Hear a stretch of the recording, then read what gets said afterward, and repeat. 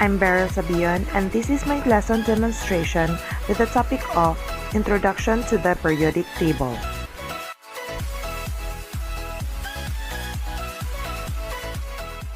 So good day class, I'm Teacher Beryl, and for your chemistry subject, we will talk about the introduction to the periodic table. So can someone please tell me what comes to your mind when you hear about periodic table? Yes, it's all about the elements and it is arranged by rows and column. Elements is a substance made of only one kind of atom, and periodic table is a list showing all the elements. It starts with the element with the biggest atom, which is the hydrogen, and goes to the heaviest element, the uranium.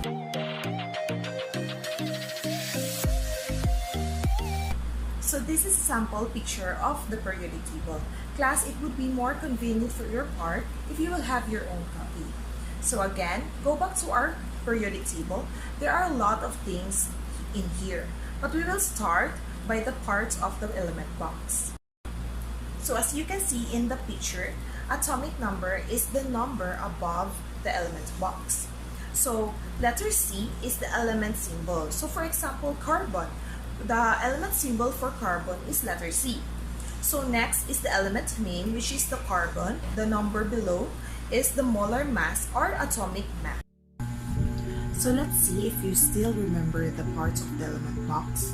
So I have here the flashcards. So it has the elements of the element box. So what do you call about the Ti here?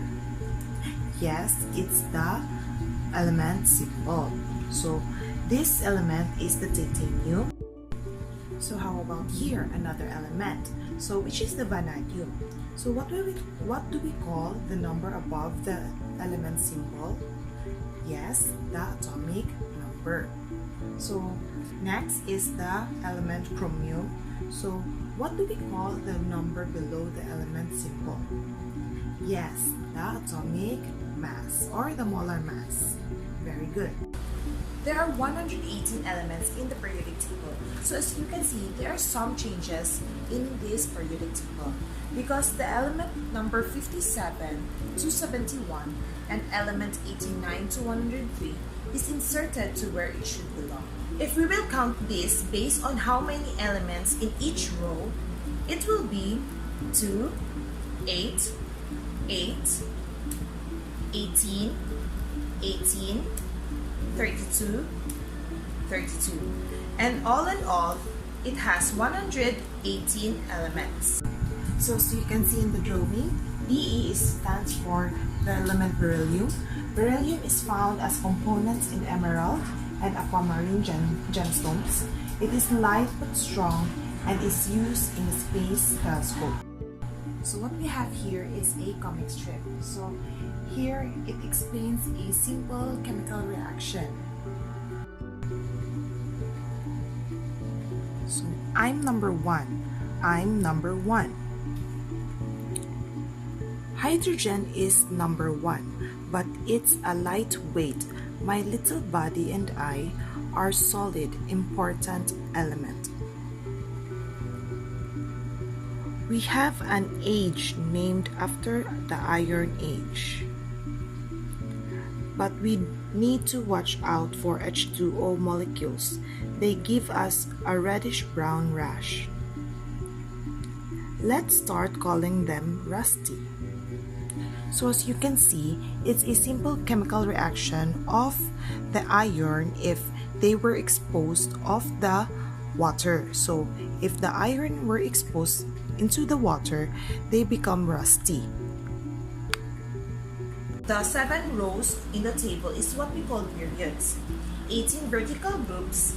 The key point of this is that it contains elements that is similar to each other, just like a member of the family.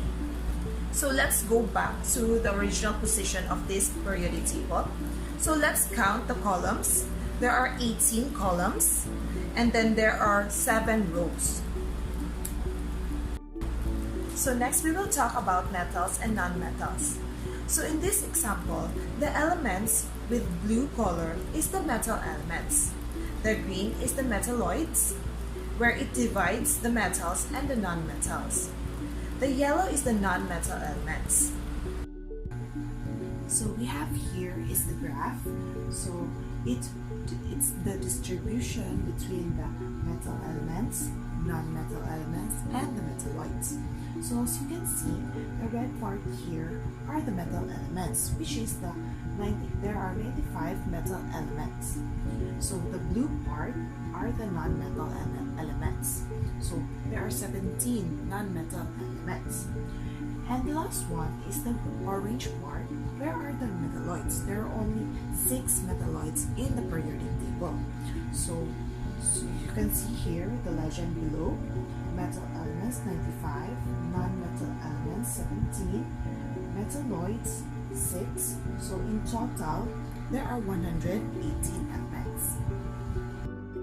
So for your assignment, look for an element and draw an example of things where we can find that specific element, just like what I did in the elements of beryllium.